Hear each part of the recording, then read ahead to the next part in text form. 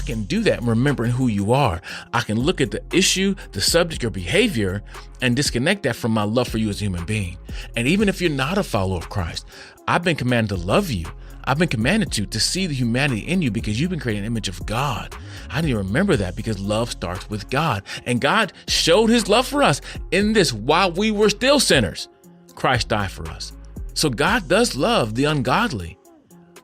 God does show love for them, but they are rejecting that love. I'm Mr. Brown. This is Connecting Faith and Life, a podcast of Proclaim Ministries. And our goal with Proclaim Ministries is to help you live for God by connecting faith and life. Well, in this episode, I want to talk about love. Are you in love? Did you ever get in love? I don't know. But before I start, I want to talk about this idea that when I make these videos, it's kind of hard sometimes to make videos and podcasts for several reasons. Number one, I'm talking to a camera. Well, I'm talking to you through a camera or through a microphone, but you're not here. It's kind of hard sometimes to communicate in the way I want to communicate the best I can. And not only that, sometimes I struggle in my head. Are they going to watch this? Anybody going to listen to this? And sometimes I hear from people who do watch it. So I'm grateful that for all of you who watch these videos in two ways. Number one, I'm grateful because I believe God is leading me to do these things. I think I'm obeying God by using this platform, using the content, using the things I've learned to share with you and using it through this platform. Now, I'm not saying this replaces one-on-one or a group discipleship by any means, but it helped me. So that's number two. My spiritual formation came through a lot of digital media, not like digital, because back then we had cassette tapes. So it was still media, but watching or listening to videos and podcasts from other preachers around the country and sometimes around the world helped me grow. I didn't get a lot from church, unfortunately, but I got something from the big church.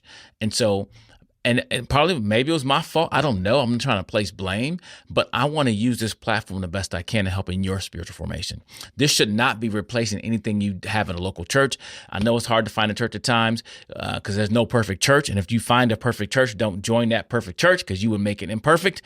So you will never find a perfect church. But I think there needs to be some kind of in-person discipleship that you're a part of on a weekly basis, because that's part of, I think, God's intent for us to grow together. But so I'm creating this content for you, and hopefully it's beneficial for you. Not only are we creating content for you to consume yourself, but also to equip you, to train you. As we said, our focus at Proclaim Ministries is to help kids and teens connect faith and life and to equip adults to disciple them. And even this can be part of your training, your growth. Because if I talk about a subject like today, love, maybe you're working with some kids, maybe you got kids, maybe you work with teens. You can talk to them about love as well. So hopefully this episode and all the content we create will help you live for God yourself, first and foremost, by connecting faith and life, but also you can share with other people as well.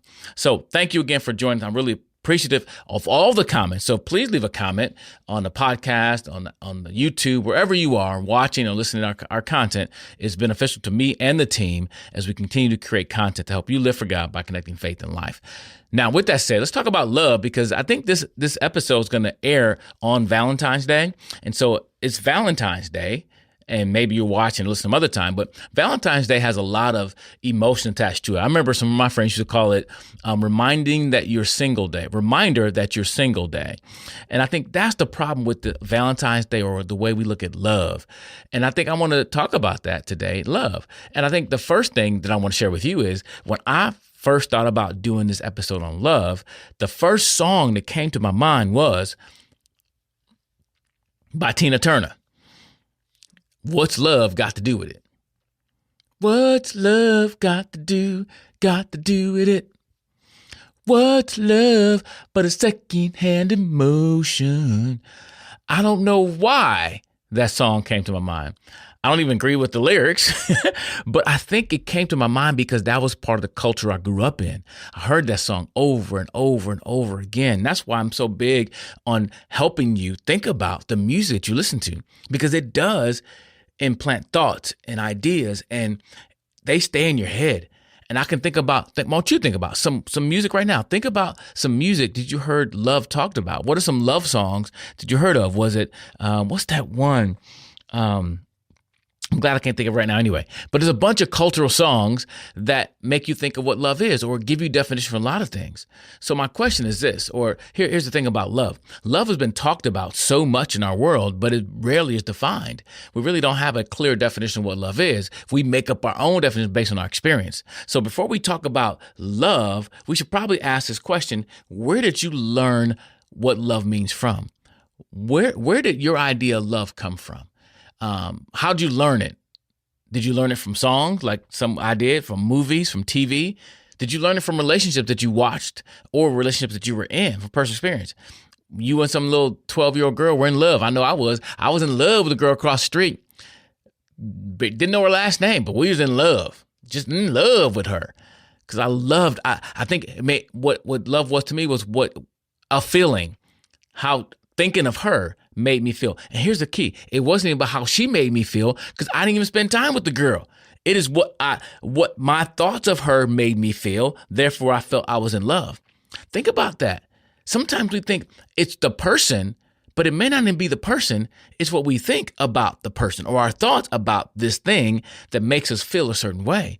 And my whole preposition here, that love is deeper than our feelings, although a lot of our music and songs, what we learn in culture, was about how we feel. Most of us didn't learn love from definitions, but we learned it from our examples or from our own experience. Secondly, what does the world say about love? I've been kind of hitting on that a little bit when I'm talking about the music and the movies and the television, but what does the world say love is? So I'm going to give you a comparison. I believe the world says love is feelings. Love is chemistry. Love is something that makes you feel completed, or love is temporary and love is conditional. Think about those ideas and compare those ideas to the songs and movies and even some of the things you were taught as a kid, that it's a feeling, that is, oh, you guys got chemistry. We have chemistry, so that must be love. I feel it. I feel love. I feel this when I'm with you. And we also learn it's temporary. It doesn't last that long.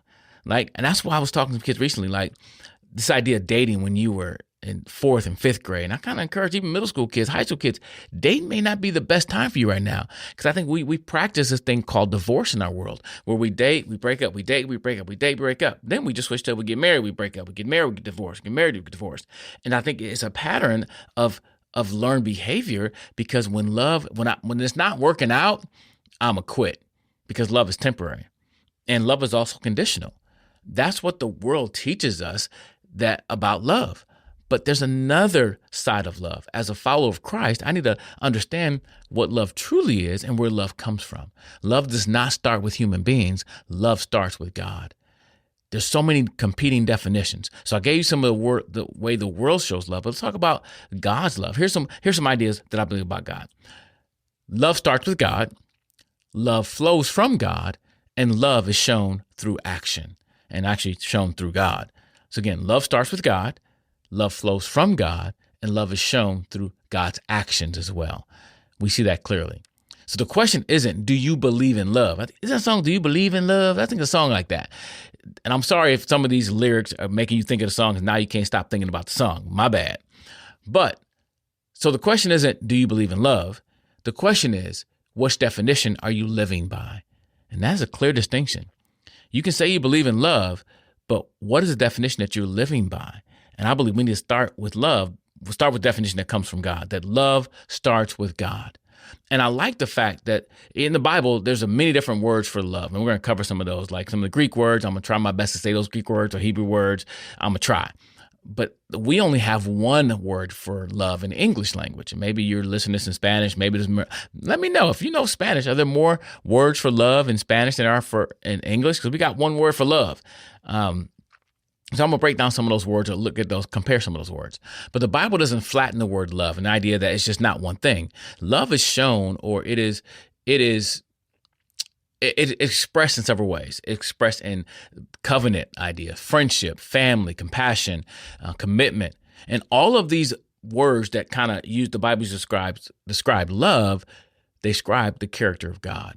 That's why I believe love starts with God, because God is love.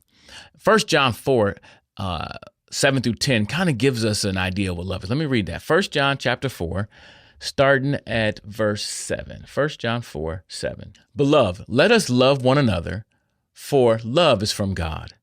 And whoever loves has been born of God and knows God. Verse 8, anyone who does not love does not know God, because God is love. In this, the love of God was made manifest among us, that God sent his only Son into the world so that we might live through him. In this is love, not that we loved God, but that he loved us and sent his Son to be the propitiation for our sins. He goes on this passage talking more about God, what love is, and that God is love. But God is love. Love originates with him. Love is demonstrated by him and not just declared. God is love. See, again, this passage didn't say that God loves. It says that God is love. Again, 1 John 4:8. Anyone who does not love does not know God, because God is love. This is not a description of what God has done. This is a description of who God is, because God not only is love, but God demonstrated that love as well. Love isn't a mood. It isn't a response. Love is God's nature. And that matters, because if God is love, then everything he does flows from that identity. And this is love, not that we have loved God, but that he loved us and sent his Son. God didn't just say he loved. God is love, and he demonstrated love. It flows from him. One of my favorite verses, Romans 5:8. But God shows or demonstrates his love for us in that while we were still sinners, Christ died for us. So this is important. This is a really important distinction. It's not that God just chose to do something. God sending his Son is an overflow or outflow of who God is. The cross isn't because God became loving toward us. It's because God is love. The cross is God's revealing what he already is, that God is love. Some people have said that the cross shows that God changed his heart toward us, but scripture says the opposite. The cross reveals God's love for us because it's evident who God is. God is love, therefore he acted in love because God is love. God doesn't have to go put on love. He doesn't have to put himself in love because God is love. He demonstrates. Kind of like this. When you turn a light on, a light shines not because it's trying to shine. A light shines because that's what lights do. Lights shine. That's how you know it's a light. It shines. How do we know God's love? Because God is love. We see God's love demonstrated because of who he is. He is love, and it's demonstrated by what he's done. God is love. Earlier, I said I would talk about some definitions of love. So here's a few of them. In the Greek, the word agape, or some people pronounce it agape, I don't know how they pronounce it, but it's a self-giving or sacrificial love. That's the covenant love that we say God demonstrated his love for us. So John 3:16, so God so loved the world, he gave his only begotten Son. That's a sacrificial love. That's agape. Then there's a phileo love, and I think that's where we get the word Philadelphia. That's more like a brotherly love. It's affection. I can have brotherly love for my brothers and sisters in Christ. That's different from the sacrificial love. Now, sometimes those two be combined because I love you this way, I love you this way, but that's the phileo love. Then there's storge. Again, I don't know if I'm pronouncing them correctly, but that's how I heard it. Storge is the more family affection love for parent and child, that kind of love. And so then there's an eros love, which some people say, some commentaries I read say that word's not mentioned in the New Testament, but it's demonstrated in the New Testament. That's the romantic or sexual love, eros love. And then there's another word I can't pronounce, which is a self-love. And I think there's places that we need to love ourselves in the sense that you said love yourself, love your wife as Christ loved the church. No, but he also says, another verse, we should love our neighbors as ourselves, right? So there's this self-love.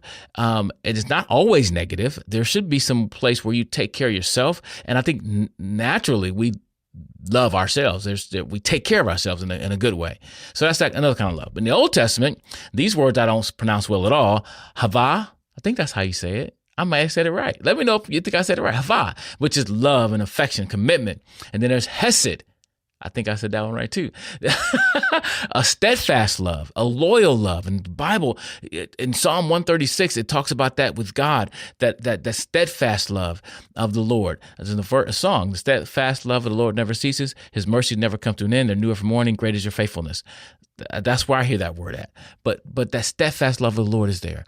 That's another word for it. And there's other words that talk about love. But again, in our English language, we have one. So you'll say stuff like, I love that hot dog and I love my mama in the same sentence. And those two loves are not the same. I love baseball. I love this. And I think for me, I try to teach my kids pithy statements that I hope they can remember. And one of them was this: to love people and like things. And what I was trying to communicate is the way you say you love me or your mom is going to be different from the way you like cheeseburgers, or you like baseball, or you like now pickleball. And I'm not saying they're wrong for saying I love pickleball. They're saying they have a deep affection for pickleball. They really appreciate playing it. But I don't think they're saying they have a sacrificial love for pickleball. I don't think they're saying that, right? Maybe some people love sports that much. But I want to keep this in context to love people, but like things. In my own little gesture to try to keep those two separate, because we just blend those all together. What does that look like when we talk about connecting faith and life? I think it's important, because when I think of love, the first thing that comes to mind is what's love got to do with it? That may not be a good thing. If I only think of romantic love, I only think of broken relationships, that's not a good thing. I need to make sure as a follower of Christ that I want to start the definition of love, that it starts with God. If love starts with God, then real love doesn't start with how I feel. It starts with who God is. And that's the greatest thing to connecting faith and life. I want to focus on God. I want to live for God, and I want to do that by connecting faith and life. And so if I talk about love, it's got to start with God. It starts with who he is, his character, and then we move on from there. So, and how I practice this love, if I start with God, it's going to determine how I treat people, even when it's inconvenient. How I love when the feelings fade. I've been married for 16 years. It hasn't been all built on feelings, because those feelings come and go. The feelings can go when I get upset about something. I don't feel all loving. But love is deeper than the way I feel in moments. It's a commitment. And I really want to mirror how God has demonstrated his love for me, that sacrificial love. And I quoted the verse on accident earlier. I've been commanded to love my wife as Christ loved the church. How has Christ loved the church? Unconditionally, sacrificially. I want to do that same thing, not just with my wife, but all those around me. I get to also have some eros love with my wife, which is romantic, and that's awesome.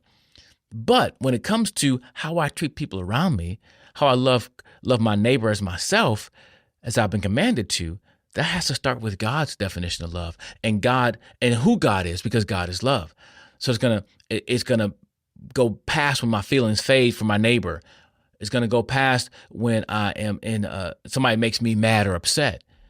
And it also applies, think about this very carefully, online and offline. I'm on social media, and I see people that I know, and I say, they said that online. Would they say that in person? Would that come across? And I would tempt to say no. I want to be the same person I am online and offline. And I want to reflect, I want to emulate the love of God to this world. Does that mean I always agree with everything people say on the internet? No. Do I agree with everything everybody says all the time? No. But I can still be loving in how I disagree with you. I can be loving in how I show even dislike for something that you've done, or righteous indignation for something you've done. I can do that remembering who you are. I can look at the issue, the subject, or behavior, and disconnect that from my love for you as a human being. And even if you're not a follower of Christ, I've been commanded to love you.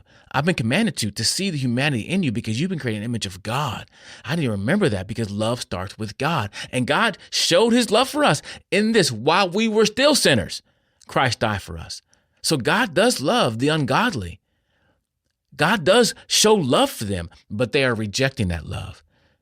I was talking to one of the parents at my Sunday school class, and she mentioned over Thanksgiving they went out and gave some care baskets to the homeless.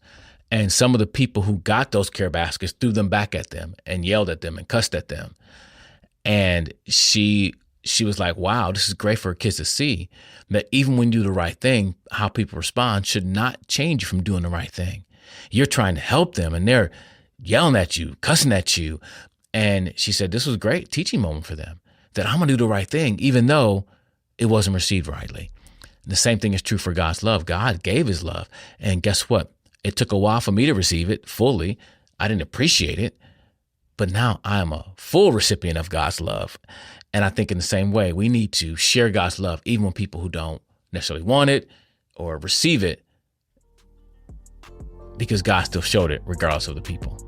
I know this is Valentine's Day. If you're watching this on the day it was published, and we got a lot of ideas of what love is, and it's been retailified. It's been retailed.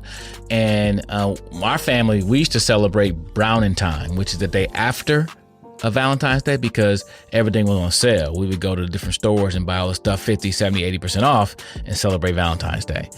You can call it cheap day, whatever you want to call it. That's what we did. But I want to end this podcast with this idea. Culture asked this question, or the song that I brought up at the beginning, what's love got to do with it? And I think the Bible answered that question, everything, because love starts with God. So which definition of love have you been living by? What would you change if you let God define love for you? Think about those things as you continue celebrating Valentine's Day, if you choose to celebrate it or not. But think about those things as you live for God by connecting faith and life. Until next time. Peace.